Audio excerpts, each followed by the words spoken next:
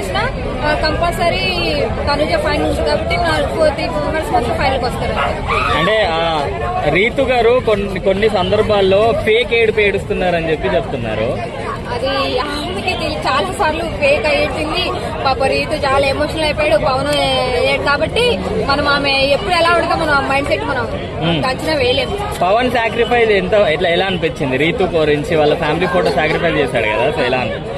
ఎట్లా అంటే ఇంకా మాత్రం కూడా చెప్తారు, రీతు రూమ్ లో తీసుకొచ్చి నా కోసం నువ్వు ఎందుకు మళ్ళీ గొడవ వేసుకోండి చెప్పి కంపల్సరీ చేయాల్సి వచ్చింది. ఆ మాత్రం చేస్తే మళ్ళీ లవర్స్ అని ఎట్లా అంటారు, చేయాలి కంపల్సరీ.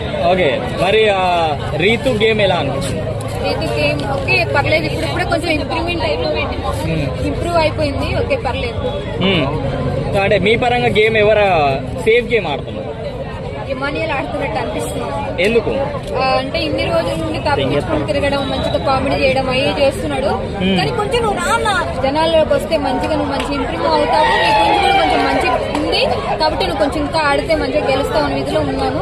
ఫైనల్ కాకుండా రన్నర్ అయిన అవకాశం ఉండదు. అంటే ఇప్పుడు గౌరవ్ పవర్ ని ఇమాన్యుల్ వాడేసుకున్నాడు కదా, అంటే ఇచ్చేసాడు బిగ్ బాస్ కి సాక్రిఫైస్ అప్పుడు.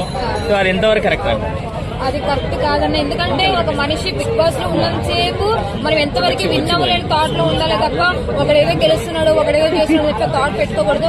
రామురావు కూడా అట్లాగే ఉన్న పాపం నేను ఏం చేయలేకపోయాను, పేరెంట్స్ కావాలన్న ఆలోచనలో ఉన్నాడు. ఎంతవరకు కప్పు గెలుతామన్న ఆలోచనలో లేకుండా ఫ్యామిలీ కొంచెం ప్రాబ్లమ్స్ లో ఉన్నట్టుంది, బాధేసి వెళ్ళిపోతున్నాడు. కానీ దయచేసి శివాజీ గారు ఒక మాట అన్నారు, ఇది ఆటం పోవటం ఇది ఏమన్నా అత్తగారి అనుకున్నామని శివాజీ గారు ఒక మాట అన్నారు.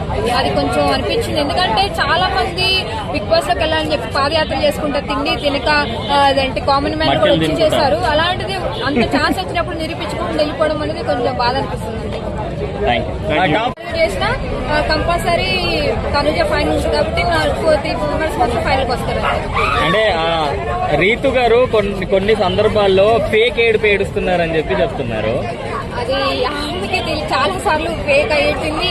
పాప రీతు చాలా ఎమోషనల్ అయిపోయాడు, పవన్ అయ్యాడు కాబట్టి మనం ఆమె ఎప్పుడు ఎలా ఉంటుందో మనం మైండ్ సెట్ మనం అంచనా వేయలేము. పవన్ సాక్రిఫైస్ ఎలా అనిపించింది? రీతు గురించి వాళ్ళ ఫ్యామిలీ ఫోటో సాక్రిఫైస్ చేశాడు కదా, సో ఎలా అనిపించింది?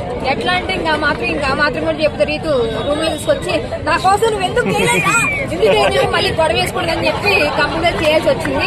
ఆ మాత్రం చేస్తే మళ్ళీ లవర్స్ అని ఎట్లా అంటారు, చేయాలి కంపల్సరీ. ఓకే, మరి రీతు గేమ్ ఎలా అనిపించింది?